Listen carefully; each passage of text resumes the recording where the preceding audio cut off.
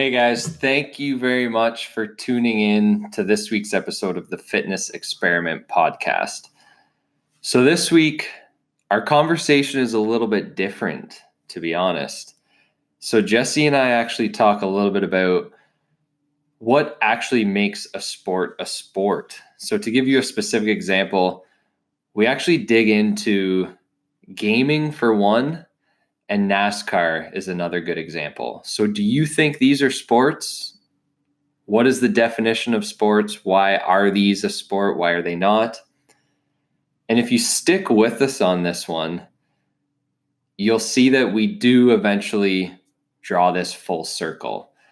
So towards the beginning, middle, part 2, we start to dig into, okay, how is this actually related to physical fitness? How is this related to endurance training? How is this related to brain health? And I think that you'll get a new appreciation or maybe a new perspective on some of these quote unquote sports. Because I can tell you right now, I know that Jesse and I, and you'll find out in this podcast, we kind of ourselves almost changed our minds several times throughout this one, kind of debating back and forth on these sports and others, what actually makes it that. And then how else can us outsiders, if you will, make changes to support people in these sports that are going to benefit everyone. So like I said, it's a little bit of a different conversation, but if you stick with us on this one, I think you'll really like it, really enjoy it. It's a little bit of a new, interesting, different perspective. Let us know what you think and enjoy the episode. So I'm ready to go. Do Do you have cable? Cable? Yeah. No. Maybe that's the thing I miss about cable is watching Sports Center or whatever. Yeah. Yeah, we need to make a intro so that we don't have to steal the Sports Center one. We'll get to it. Yeah, Jay and Dan. Does anyone know how to make a good jingle? Reach out. We need a good jingle. Yeah. Or I guess we could just do a quick recording and just copy paste, but yeah. Jay and Dan, those guys are the best. For sure. Nobody likes guys too. All right. We're going to start by talking about some different sports, actually. Mm-hmm. Kind of what does a sport mean, I should say. Yeah. And I think this will go down a little bit of a rabbit hole. Just because there's kind of all these new sports, I use that in quotation marks, popping up. We were just chatting a little bit beforehand. We were wondering, like, where can some of these go? Like the one classic example we're going to talk about, a few people might laugh, but gaming, because it is growing massively. Like I'm pretty sure they sell out, I don't know what they call it, but for the World Gaming Hootie Wuddy, I think they sell out. Thing. Don't they sell out like Staples Center or something like that? There's like Fortnite World Championships, and the winners get millions of dollars. Yeah, it's crazy. So it's like, does an audience and a massive prize purse make it a sport? Yeah, because you look at some other sports and there's like no money, but it's for sure a sport. There's no doubt. Yeah, that's a good point. Yeah, so it's kind of, and I mean, I love watching people play video games. So do I. And I hate playing them. I'm terrible at them for one, so that doesn't help. Usually when you really suck at something, and I just have no interest in getting better at it at all. But I really enjoy watching people play. I don't know. Yeah, I agree. I feel the exact same way. In fact, I admittedly started doing that recently. Is just watching it on YouTube, because I had an issue for quite a while where I basically couldn't take any downtime. Like I wasn't able to shut my mind off from work, basically. What's work for me? Thinking about like whatever, fitness, health, nutrition, which is my work. So like the classic example would be, it would be like a Sunday afternoon and I'm like, Keelan and I are like, all right, we're not doing any work today. We're just going to chill, watch Netflix, so on and so forth. So say we're both kind of doing our own thing for a couple hours first thing in the morning, I just had absolutely nothing to do. Like I would always set the intention to just relax and chill. And then I was so bored that I would just end up like basically going back and doing work. So like I had no outlet, I guess you could say. I didn't have a separate hobby. Yeah. And I don't even know how, but I kind of just stumbled upon this on YouTube, and that's been my go-to ever since. And Yeah. like you said, I don't know why it's enjoyable. Like I find it really relaxing too, which is strange. Yeah. I think it just oddly helps me shut mesmerizing. my mind off. Yeah. Because you almost like follow, since there's no real storyline to it. You can just kind of follow whoever's playing the game, and just whatever they do, it's just how it goes. Yeah. And there's no distraction from it. I guess there's no like trying to figure out what's next. Like it's not like you're watching a movie or a series where you're like, okay, well, there has to be something that happens after this. It's like you're watching and just, I don't know. What game do you watch? It's called Warcraft 3. I used to play it like a lot when I was probably like 12, 13 years old. So that's why I stumbled upon it. Because I remember every little tiny detail with the game. It's ridiculous. Yeah. And I think that's part of it. Crazy. That's the right word, right? Nostalgia? I think so. Yeah. So it's like, it's the same thing. Like since you played hockey for so long, when you walk into a rink, that smell. It has a certain smell to it and you enjoy it. So this is like a little flashback to your childhood where really you had no care in the world. You're just Warcrafting true. it up. I never thought of it that way before, but that can really help you relax when you go back to that sort of mindset. But is that Warcraft has like the little figurines too that you can make, or is that a completely different thing? I don't know. It's possible. I don't know anything. My cousin used to buy these little plastic things and paint them all up and battle them in his basement. You probably can, yeah. Again, I liked watching him play that, but again, I didn't play it because I was like, nah. There is something to the whole fiction. That's the right one, right? Mm-hmm. Fiction is like kind of quote unquote fairy tale. Yeah, we're just a couple potatoes today. There's something to fiction in actually like literally relaxing your brain. Like they've done science on this. So like classic example, if you're looking to just get in the ultimate like chill mode, do some reading before bed, you're better off reading a fiction novel versus like whatever, like 5 business skills to make you successful or something like that. Because that's what it does. It just shuts your mind off and takes you away from reality and helps you relax, wind down, lower stress. And so that's probably part of it. Yeah. And that's why the movies, like I fucking love movies like Harry Potter, Lord of the Rings, that stuff. So that's totally right up my alley. Yeah. So that like fantasy fiction stuff. Yeah. Yeah. I never got into the Harry Potter stuff, but I watched the Lord of the Rings. It's pretty cool. I could binge watch every single one of those on a Sunday easily. Yeah. And enjoy it. Yeah. So it's like I guess like there's obviously something captivating about somebody playing a video game. Right.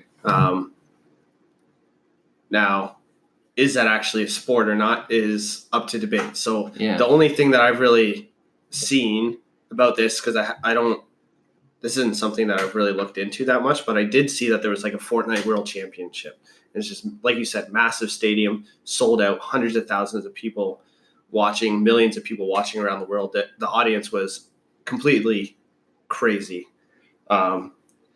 in terms of just how large it actually was. And the prize purse was crazy. The kid who won, I don't know the exact amount, but I know for sure it was over $2 million. That's one tournament. Like $2 million. That's crazy. I mean, the winner of the CrossFit Games gets what, 350,000? Sounds about right. Something like that. I mean, what's Tiger Woods win if he wins like the Masters or something? It's got to be comparable. I don't know what that one is. Yeah, I don't even want to give a guess. That's so probably a faithful golf listener who will just lose their shit if I give a number. Yeah, but yeah. Hey guys, relax. It's accurate. That's very true. Yeah. Well, how much did that Canadian gal the tennis player Bianca? What did she win? like, didn't she get a pretty massive purse for winning that recent championship? So I think it was comparable to that, probably. Yeah, so it was like a little over 1 million or something like that. That's bonkers. Like, this guy playing a video game is making the same as these athletes. I mean, and the kid's not that old, but you don't have to be old to have success in sport either, right? Like, all top level gymnasts and things like that, they're at the top of their sport at a fairly young age. Yeah. But I don't know if that makes it a sport or not. So I got... Yeah, you have the definition there. Yeah, definitions help just kind of clarify, because this is happening, I think, more and more often with the English language, is just people use the same words meaning different things, but then it just gets kind of jumbled together. Somehow becomes offensive in some way, or is just completely used out of context. So the definition of sport: an activity involving physical exertion and skills in which an individual or team competes against another or others for entertainment. Then there's another one below: a person who behaves in a good or specified way in response to teasing, defeat. Oh, so that's like being a good sport. So that's not really what we're looking at. Yeah. So by definition, that's tricky, actually. It's real tricky. I'm a little shocked. Involving physical exertion and skill. So I'm sure there's a lot of people yelling into the thing right now, yelling into the radio, whatever. I already made up their mind, like, what? There's no skill or physical exertion to that. We'll get into this, but the amount of skill that they have is off the charts, like insane. Yeah. And we can get into that, and I think there's a lot of other sports too we can touch on that were kind of like debatable in this category, but that the skill is ridiculous. Right. Like, there's no question. Yeah. Coordination, timing, all that stuff. The ability to anticipate a result and then react to it. That's a big part of sports too. And I'm sure at the highest level of gaming, I'm sure there's some sort of system that these players follow that they've had success in, right? Like, they go a certain way through the map, or they make sure they have certain tools in their toolbox, whatever the game is, to be successful. Well, I think it's like chess, really. Like, based on the move that your opponent makes, you kind of have a set number of moves that then you'll make in response, and it kind of like, so it begins, the constant battle. Like, you make that move, I make this move. Right. And if you ever watch like, and by the way, when I say this, I'm thinking of computer games in particular, but it probably holds true also for, what do they play Fortnite on? Like PS, whatever it's called now. But anyways, like, so if you ever watch like the actual hands of the people playing a computer game, so they have one hand on the mouse still, and then they have the other hand on the keyboard. If you ever see like a snapshot of them mid-game of what they're doing with their fingers and their hands, it's like, I think you could almost compare it, I think, to like someone playing a piano. Like, it's that level of like coordination and fast movement, and like, it's ridiculous. And that is in response to, so this is why, if anything, I'm not going to say it's more impressive than playing the piano, but it almost is, because piano, you have it memorized. So your coordination and movements with your hands and fingers are obviously crazy, but you've practiced that before, and it's the same kind of pattern every single time. Whereas these players, they're reacting to what's going on in the screen, which then guides their, again, ridiculous, insane coordination, hand movement. Right. So if you make that argument, it's almost like more impressive. Yeah. It's kind of like hip hop. Like, there's freestyle. Somebody like Eminem. I'm watching Hip Hop Evolution on Netflix, if you can't tell by how pumped I am. I'm as pumped about this as after I watched Straight Outta Compton. I'm officially a gangster rapper. That's just the way it is from now on. That's how you can refer to me for the next week, anyways, until it wears off. But so they watch like the MCs who can actually freestyle rap and how successful they became compared to people who could recite other people's writing, and just a contrast. Like, it's a whole other skill set. Like, the ability to just listen to something and react and have the words come to your mind and create a song. That's a good example. Off the top of your head, compared to rehearsing over and over and over again and creating an album. Obviously, one's more polished than the other, but which is more skillful, I would argue. Somebody who can just react right away. They say, isn't Eminem like an absolute genius with that?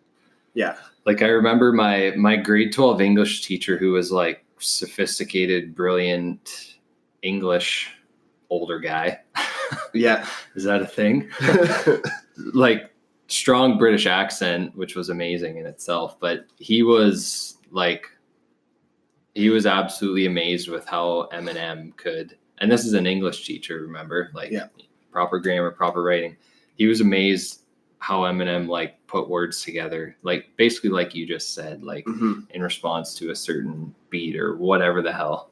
Yeah. Like just making words fit together that should never fit together. Yeah. Yeah. And super poetic in the writing. Like, yeah. It's pretty cool.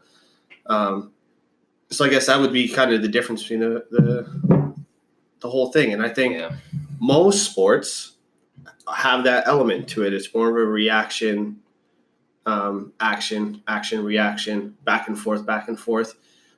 Usually there's an opponent in most sports that you're directly competing against, or a team that you're directly competing against. And that's exactly what these gamers are doing also, right? They're competing against other people who are also super skilled at what they're doing. The physical aspect is what makes it difficult. It's a sticky part. Like is moving your hands enough to call it physical abilities? I don't know. It's definitely a skill. That's hard. But I'm sure maybe they're sweating maybe from like the nerves and excitement and things like that. But I mean, there's virtual reality video games coming out, which may change this landscape altogether. Yeah. Right. If you can physically move your body to create a response on the screen, maybe that's a little bit different. I don't know. Like, I want to say it is a sport. I want to, but I don't even know if I can. So do you think NASCAR is a sport? Because that's basically the exact same thing. See, in this, no, I don't. I really don't. I've always thought about that. Yeah. And wondered about. Yeah. Yeah. But that's a perfect example right there. Because if you think NASCAR is a sport, then gaming is too. It's the exact same thing. I would say so.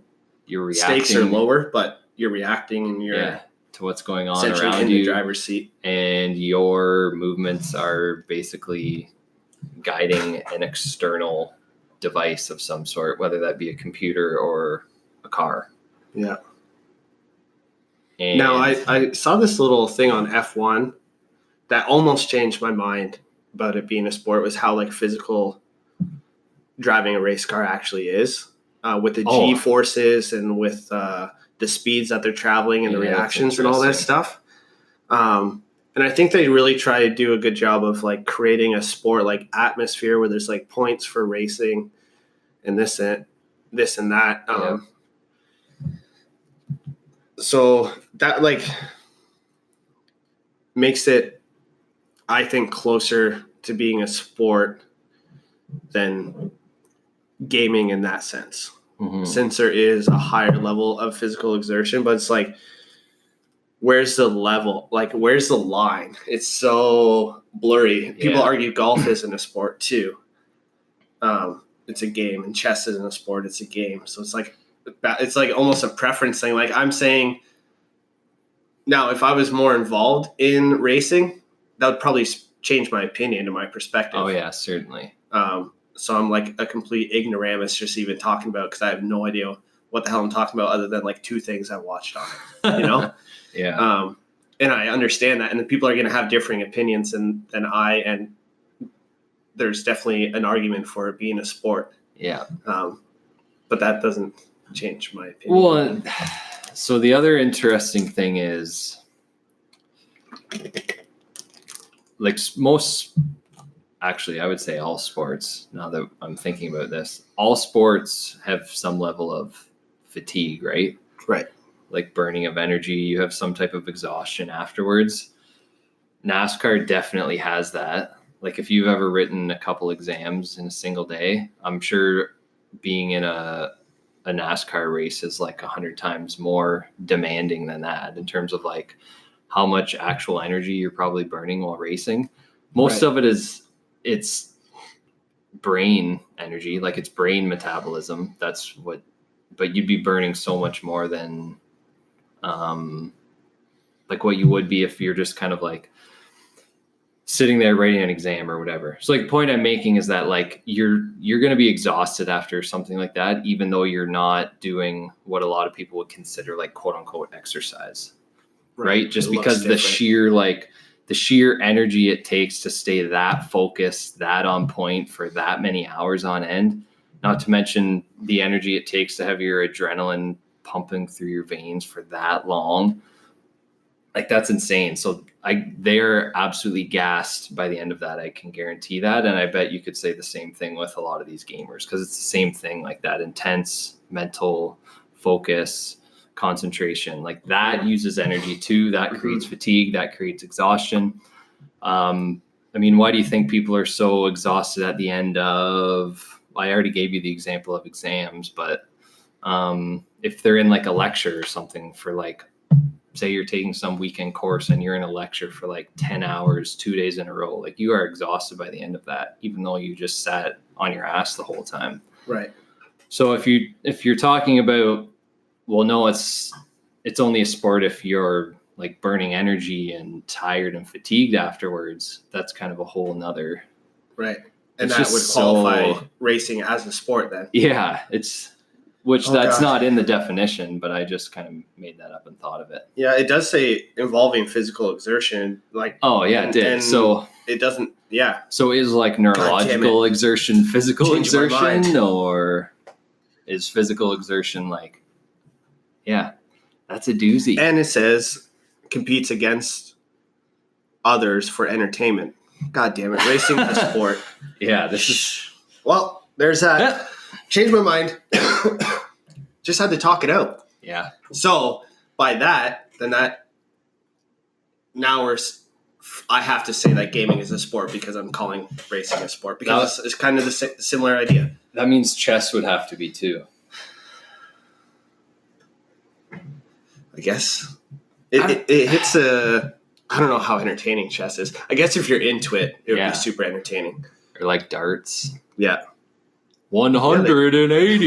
Yeah. I would love to go to one of those.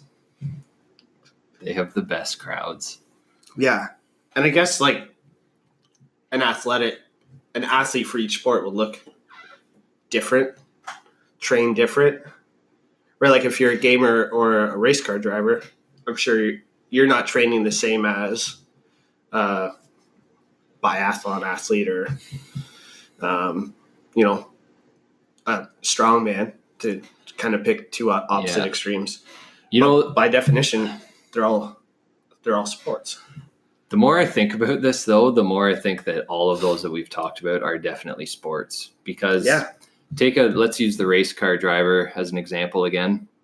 Who's going to have better endurance, mental endurance, focus throughout that entire race? Is it someone who is aerobically fit or unaerobically fit? Like someone who, say, even just like runs frequently, rides the bike, rows, whatever, versus someone who just does not work out whatsoever.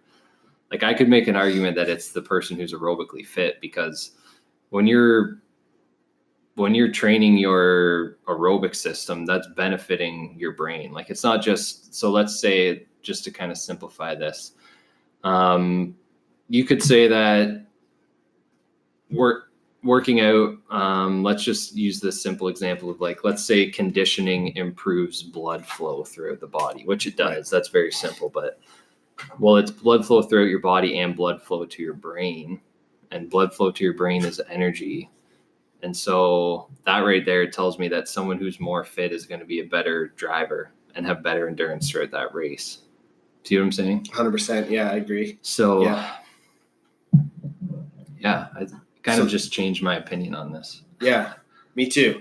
I've gotten a complete 180 in about 5 minutes because that's how I roll sometimes. But when it's there and it's like you can't negotiate, you can't change the definition of something. So that's what it is. And if it checks the boxes, then that's just what it is, regardless of what your opinion is. So I guess with that now, like with the gaming thing, I know there's a lot of concern about like screen time, the blue light, but as this sport, I guess as we're defining it now, as it progresses, now there's going to be probably aids. So like just a simple example, like for weightlifting, like a belt, right? So maybe for gaming, it's just the glasses. I was just thinking glasses. this, yeah. And then that eliminates that whole issue. This is where the fitness experimenting comes in. Yeah. Or the sport experimenting. Yeah. I think smart drugs are already big in gaming. Like nootropics. Right. Which I don't know if people know a lot about those, but basically it's just supplements that benefit your brain. Just simply. Right. So that they would help these athletes with like their focus. Yeah. So like caffeine is a nootropic technically. Right. So I think I've started to see it pop up a little bit, but I think that's going to keep coming up more and more and more. And actually, I bet you if we looked at like sponsorships or people, just different organizations that are sponsoring those big championships, I'm assuming that there's already some, I don't know, I'm sure whether it's like Red Bull or there actually is like some specific health organizations that sell certain supplements. I'm sure there's already some that have their foot into that industry. Mm-hmm. I'd be shocked if there wasn't. It'd be smart, like kind of first in the door there. Yeah. Into a massive industry. Right. And it's massive. Like those prize purses, those come because the demand's there, right? It's the same reason why NFL players make so much money. Is because the stadiums are full every single Sunday in every single stadium across the entire country. Plus everyone watching at home buying, the NFL package on ESPN or whatever. Yeah. Like the demand's there. When the company makes that much money, then they can afford to pay their employees, which are the athletes, that much money. Just kind of the trickle effect of things when the demand's that high. Clearly gaming has it. So like with that whole nootropic thing, like now if they're going to be a legitimate sport, there has to be some sort of drug-free sport action in place, right? Because I mean, I could honestly walk to my doctor and get Adderall right now if I wanted to. Yeah. Unfortunately, and that ruffles some feathers, but that's if I tried enough walk-in clinics, I would walk out with Adderall eventually. You'd probably get it first try. Yeah. So that's just the reality. And that's nobody's personal fault. That's just the way this is set up right now. So you give a kid Adderall and they can game 12 hours a day. Yep. And get so fucking good because all they're doing is practicing. That's right. And the same maps. They're not getting tired. They're so focused on what they're doing. That's like taking steroids for gaming, I guess. Yeah. Right. You don't need big biceps to game, but you definitely need a big brain. Yeah. They get a brain that's working on like overtime power. So obviously something has to get set up there. I think WADA would be kind of all over this if it gets to that point. Like if they have like world championships and it continues to grow the way that it's growing and they want it to be legit, then I feel like they have to do that. Well, you know what else is going to be a thing is probably like they're going to come up with, they probably already have, but they're going to come up with more and more physical exercises that these players can use also. Right. I mean, I think of how do you feel after you are sitting at a desk for 10 hours in a day? Your shoulders are all hunched forward. Your chest is tight as shit. Your neck hurts. Your traps are sore. Your back's sore. So they're going to have exercises for these players to do, whether it's in between games or like away from gaming, so that they have the ability to actually be pain-free for longer while sitting at that screen. Right. And I saw a clip. All these kids are standing. They're into it, dude. They're standing in the crowd. Around. No, playing. Oh, are you serious? They're standing up, walking around, pacing. Oh shit! Which just shows you like that helps with your your brain function. Yeah. Like the more you move, the better you react and things like that. But yeah, no, I didn't see very many of the kids that were playing sitting down. They're Interesting. bumping. Their kids were fired up. And I say kids because I think the oldest one competing, I'm calling it competing now because I'm on the sport. I guess. Well, yeah, competing. I guess it was like 26. That was the oldest one. Yeah, I believe so you're talking that. about all these kids just making bank playing video games. Talk about that dinner table conversation with their parents. Parents just nagging them, stop playing that game, stop playing that game. Kid shows up with a $2 million check. Oh, yikes. Oh, that's hilarious. That's a dagger. Do you remember when Jerry was on the podcast? Yeah, I was thinking of what he could come up with for this. Well, yeah, that too. So one of the things he mentioned and one of the things we talked about when he was on here is, I think it was modafinil, which is like a smart drug or a nootropic. So just as like a reminder to people, and maybe some people haven't even listened to this episode yet, but anyways, we were talking about this something called modafinil, which I would say it's actually pretty similar to Adderall in how it works in the brain, and that it increases focus and alertness and that type of thing, also by acting on dopamine, which is also what Adderall and all of those do. So anyways, I think they first created this as like a smart drug for fighter pilots. I remember him saying this. They created it as a smart drug for fighter pilots initially, but then in order to have it like go through the FDA or something like this, they had to have like a different rationale. Do you remember him talking about that? Yeah. I'm just going to flip this over. So in order to have it approved by the FDA, they needed a medical reason to okay it, because you can't just say, hey, we created this, we want it to be okayed so that our fighter pilots can stay awake and fly for longer. I guess that's not a good reason. Mm-hmm. So they classified it or registered it as like a treatment for narcolepsy, I think it was. So basically just help people stay awake, prevent them from randomly falling asleep because of narcolepsy, which was kind of a hoax, but that's what they went through to get it okayed from the FDA. So anyways, the point of this whole story is that that's definitely one of them that is already popular in gaming. I can guarantee that. And just from doing like some reading on blogs and whatnot, I've already learned that. I've seen that.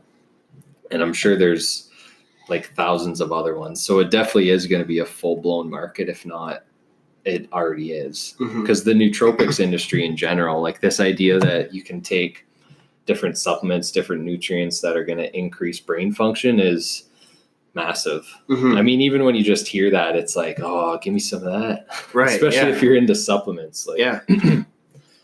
So that'll be big. Especially if there's no harm that will come of it. Right. Which I'm sure they don't know yet, but yeah. There'll definitely be some long-term side effects. Yeah. And then you wonder if they'll even worry about drug-free sport. Yeah. Some sports don't, like a lot of even like the world championship level jiu-jitsu tournaments don't test. Really? For anything. Interesting. Some of them do, but a lot of them don't. And that's like a combat sport. Like you're in there trying to like, yeah, you're out there trying to strangle people and there's no testing. So in a game like in a sport like gaming where it's just like user beware sort of situation, like the only one that would get hurt really is the consumer taking it. Nobody else really gets harmed physically and like, like hurt. You wonder if they'll even bother with something like that. Yeah, I don't know. That's interesting. I guess it's a sport though. I think so, because you can make the argument that there's obviously training and necessary and involved, whether that be to improve your skills on the screen or to improve maybe aerobic conditioning, which will then help you to focus and stay alert longer. There's going to be a nutrition aspect, whether it be like those supplements that I just talked about or just eating like a healthy diet, because again, we also know that if you're eating a healthier diet, you're going to have better brain function. You're going to be more alert. Right. Your blood sugar is going to be more stable so that you can just kind of zone in for that entire game and not be bouncing all over the place and be able to do that all day long and not just like random patches here and then crash and feel like you're going to pass out, fall asleep. Right. It's interesting. Now I'm thinking this. So there's obviously a struggle getting kids in particular off of their screens for any length of time, especially if they're really into gaming. They have friends online, like their whole social circle. Like people really get involved in that community, just like any other sport community, right? You get your team, or you get, your gym that you go to, or whatever. So now I'm wondering, this might be one of the best things that could happen is if somebody were to 100% legitimize gaming as a sport, and then using the fact that you could actually make money doing this to educate the kids as to how being physically fit and mentally fit can help you perform better playing your game. That's interesting. I never thought of that before. Because being a kid, if somebody tells me, well, even now sometimes to a fault, if somebody tells me to do something, sometimes I'm like, go fuck yourself. I'm not going to do that. And I remember being a kid. Well, I wasn't really into games, but I remember like being over at some buddy's house or whatever, and parents yelled out like, go outside or whatever. The kid's like, yeah, fuck off, right? Oh yeah, for sure. I don't want to go outside. I'm having fun. Yeah. Because it's almost like a rebellious thing. Yeah. And then when you're a kid, it's kind of fun to rebel sometimes against your parents or against authority or whoever's trying to tell you to do something. So now if you educate the kids and make it their choice to be physically fit and active because it's going to help them play their video games, then it's kind of like nobody loses here. That's really interesting. I actually never thought of that before. Because I was just about to bring up bring up what you just started talking about is, okay, even if it is a sport, like there's obviously some possible side effects if we're looking at the example that you just said, like they're just sitting there gaming all day. That means they're not out being active. And right. But yeah, I never thought of it that way before. So now it's a matter of like, I'd be lying if I said I've never thought about marketing to like gamers in that industry before, but it's just so like, how do you crack into something like that? You know what I mean? Right. I know that's kind of random and out there, but I've thought about these things before. So yeah, we'll be interesting to see if that starts to pop up. Yeah. It's a natural evolution of a sport though, right? Like there's even that, it's a funny commercial, I think, but it's got like Dougie Gilmore in it. They're in the dressing room, a bunch of old time hockey players, just chilling on the bench in the dressing room, and like a bunch of new players, like stars right now, are like on the bike and doing all this physical stuff. And the old guys are kind of making fun of the new guys for like worrying about being fit or whatever, because they're just there to play hockey. But if you look at the evolution of hockey and how much better the players are now compared to how good they were back then, there's obvious merit to what these players are doing and how they're training for their sport now compared to what they were doing before.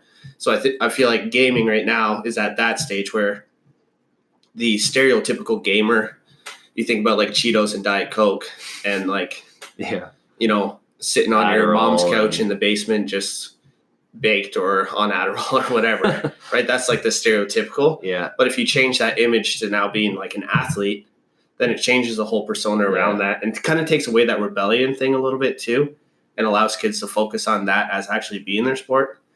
And that, like, you could have like dryland training for gamers. Like, it's gonna, you know what I mean? Like, this could turn into an actual thing, which would have to be very like niche and specialized, because for sure I obviously wouldn't be like the most advanced workout group, right? Like it would be like bare bones, I'm assuming. Yeah, to start. I'm sure you have like maybe there's the odd one in there who they probably have a hobby on the side where it's maybe they are running like or doing triathlons or something crazy like that. But I'm sure the majority of them, and maybe this is just stereotyping, but probably the majority of them have never worked out or lifted weights. And so that would be a very specialized niche service. And that's definitely the stereotype right now. Like I don't for sure. Like that's 100% what it is. Now, whether or not that's correct or not, I have nothing to back that up. But I would say it's safe to assume that I would think. you're going to see more less fit Yes. gamers than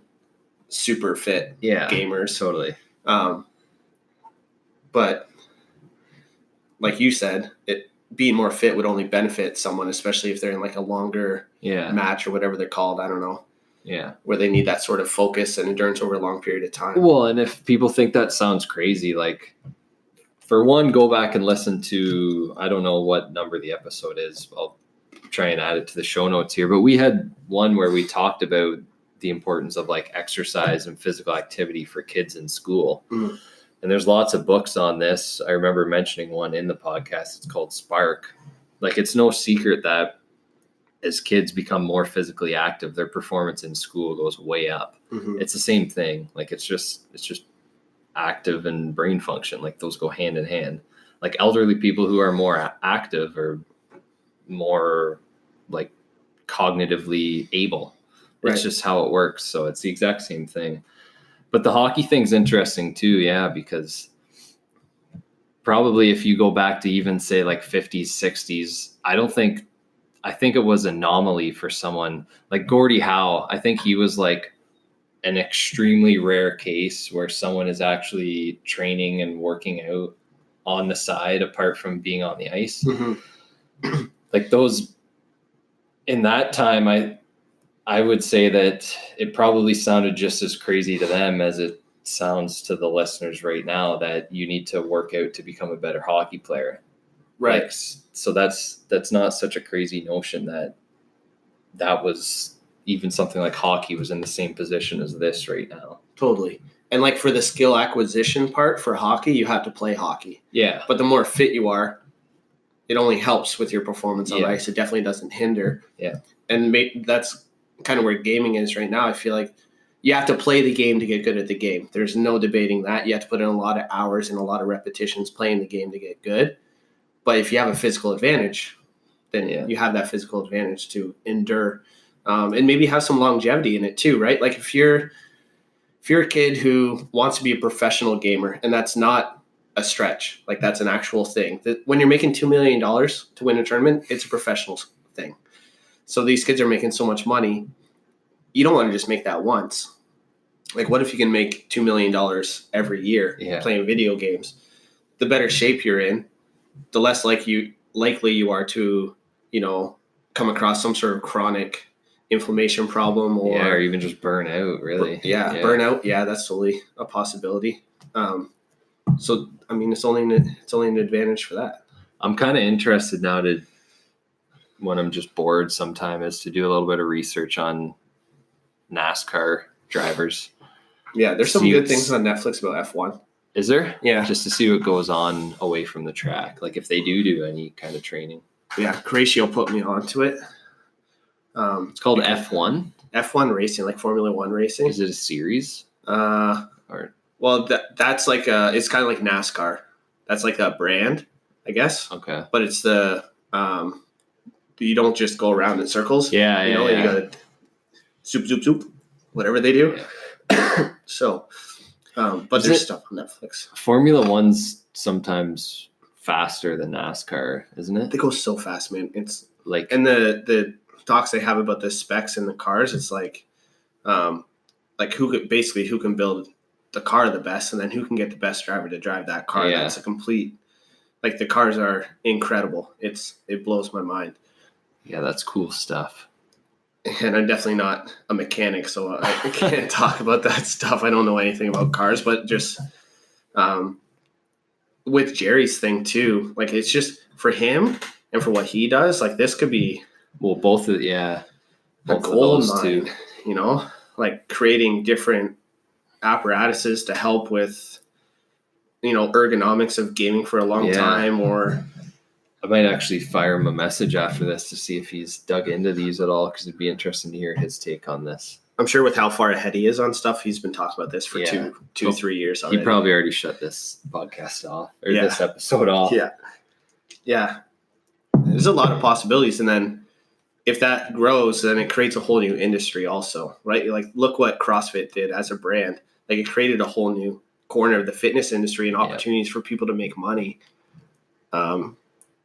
not only just as athletes, but as like, gym owners and coaches and things like that. Yeah.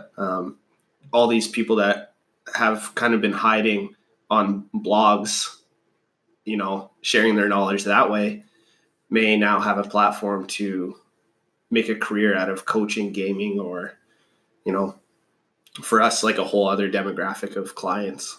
Yes, very true.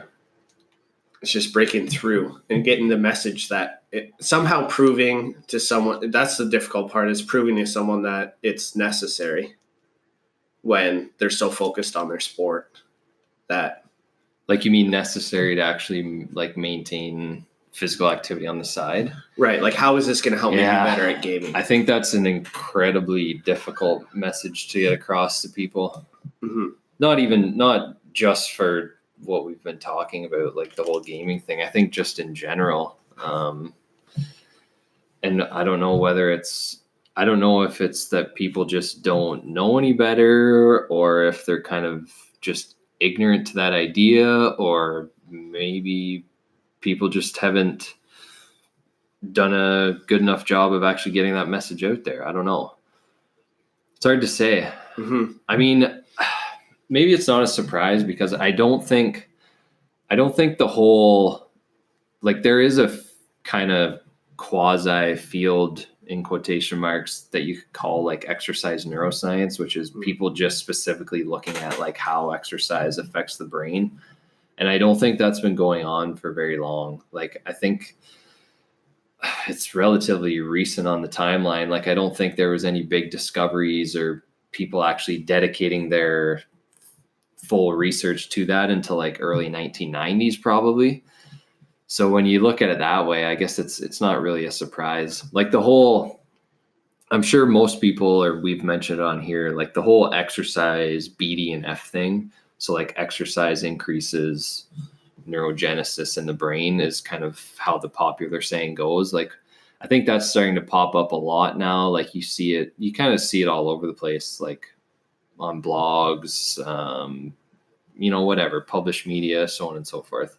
And I don't think that whole like area or initial discovery was, like I said, until like mid 1990s, maybe early 1990s. So it is pretty primitive, I suppose, when you consider that. And so, yeah, maybe there is still kind of a big turnaround to happen.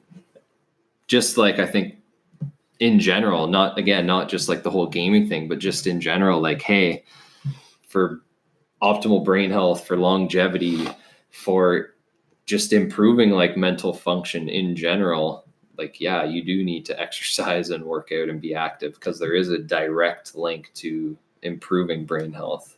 Right. So yeah, maybe that'll just continue to become more and more prominent and get out there. Yeah. And be nice. I mean, the generation coming up, like, that's what they're doing. All the kids at the gym that are hanging out on their iPads, like, they're watching YouTube videos of other kids playing video games. So it's gonna happen. Yeah. So you can resist it as much as you want to, but as that sport builds momentum, as these kids are now becoming professionals in whatever they're doing, like, that stays with them for their entire life. So you're gonna have a whole demographic coming up that's interested in this and has had that as part of their life. And I mean, you're like one step ahead of that generation, but you're going back and watching. You're doing the same thing. Yeah. Right? Like, you're interested Very in it. true. It has an audience. It's captivating. It gets people engaged and excited, clearly. So why not? Yeah. Go with it. It doesn't do any harm. No, that's right. I think people who have been listening to us for a while now know that sometimes we do get into more of like the social aspect of things.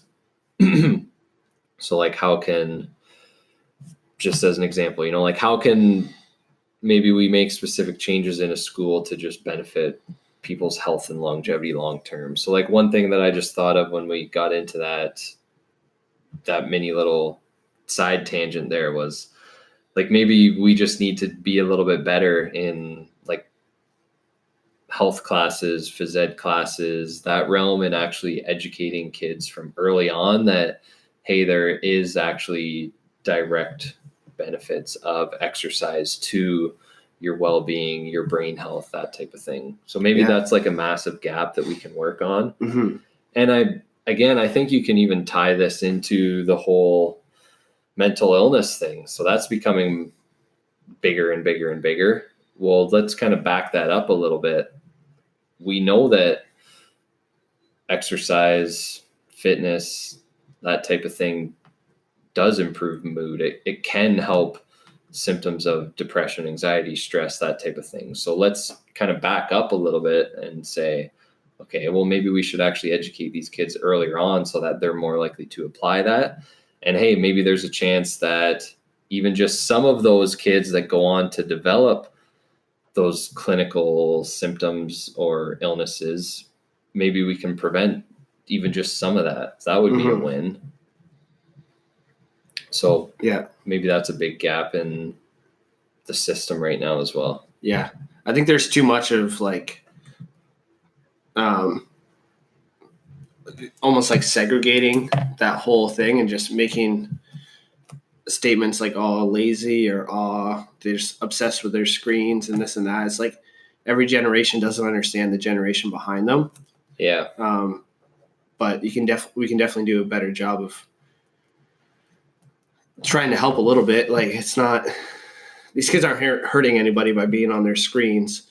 But you're hurting somebody by saying like you're lazy, or, like making exercise a detriment, like a force thing, like forcing somebody to go outside isn't helping the situation. But leveling and communicating and understanding where that kid's coming from is going to go a lot further to helping. The best coaches I had conversations with me about, what's going on, how is school, stuff like that, right? Yeah. Coaches that checked in, my parents that checked in, friends that checked in. You don't respond to people scolding you. That never works. Yeah. Trying to create like that hierarchy by scolding someone into doing something that you think they should do without providing any sort of education as to why and how. I love the health class idea that you had. Obviously, that's changing the whole structure and framework. Yeah, I don't even know what they teach in those classes anymore, to be honest. Like, all you ever really hear about is how they switched around the sex ed portion, but I have no idea what else goes on. I don't even remember health class in grade school. Maybe that's a problem. Yeah, I only remember in high school. High school was simple. It was don't smoke, don't bully, be active. Those are my health class every single year. Yeah. So it's like, don't do this, don't do that, be active, but not actually defining or leading by example on what that is. Which sounds very old school and on point with the example you just gave, like scolding and basically just telling people with no explanation as to why, or like giving advice on alternatives, really. Mm-hmm. That's something I think I used to be guilty of this too, even like just a couple of years ago, is thinking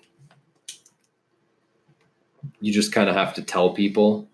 So I guess you could say I was a believer in like the old school way of disciplining. Not that I've ever, obviously, don't have any kids and don't have any firsthand experience, but I just kind of, if you think back, it was always, and you hear these stories too, I think, from like grandparents and older people about how it used to be in schools, where it was kind of just like, this is the way it is. That's how it is. No questions asked, no alternatives. And if you don't follow that, like, you're getting punished. Mm-hmm. Which, okay, maybe that works sometimes. But one thing I've learned, and this is mostly from Keelan, is just hearing her stories and firsthand accounts with a lot of the kids she works with now, which there is some very difficult situations, like kids who unfortunately grew up with just some terrible conditions, to be honest, put it that way.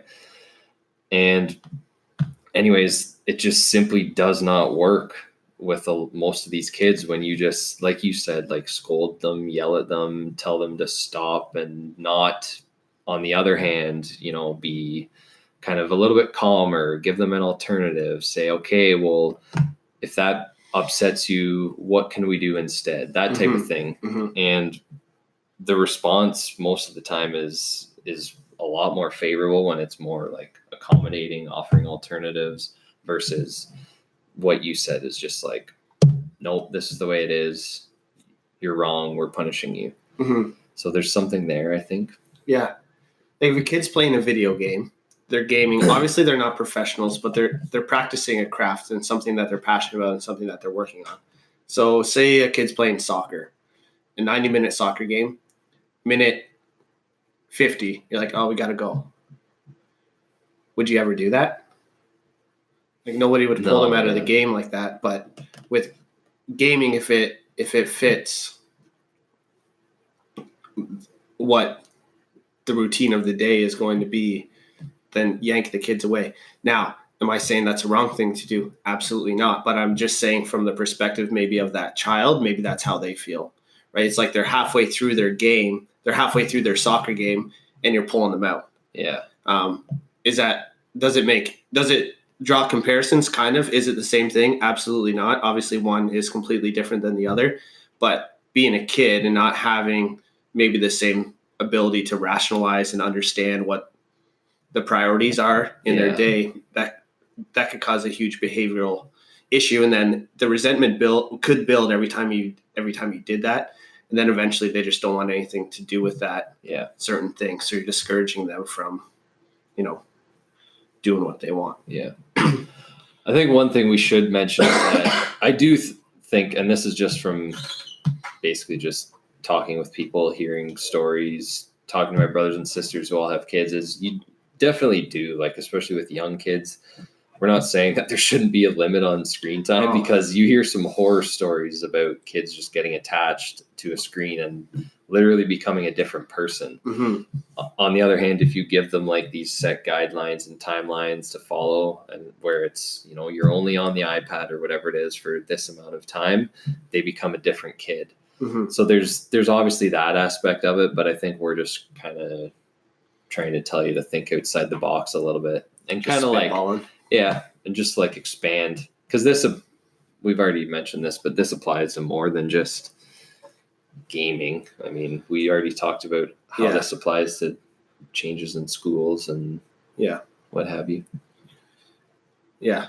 And I'm talking about like specifically when they're playing their games, not so much just like sitting, watching, whatever they're watching. And kids do learn from example too. That's a part of it, right? If you're, but I mean, again, always, whenever I'm talking about anything to do with parenting, understand I know zero about what I'm talking about. I'm just, playing devil's advocate and just making you think, spitballing a little bit. I don't know how it goes raising a kid, but I think just it's kind of cool, this whole gaming thing. I think there's a hell of a lot more potential for good to come of it than anything bad. Yeah, I agree with that. And obviously it's like the NHL, right? Not every kid's going to make it to the NHL. So we're not saying like, put in some hard time on making a comeback on that game. And, you're guaranteed to be a professional gamer. That's kind of like any sport, but having something to be excited and passionate about, it's pretty cool. Yeah. If you don't see me on the socials for the next 6 months, it's because I've just been gaming. Yeah. Trying to make a comeback. Career change. We're about out of time. Yep.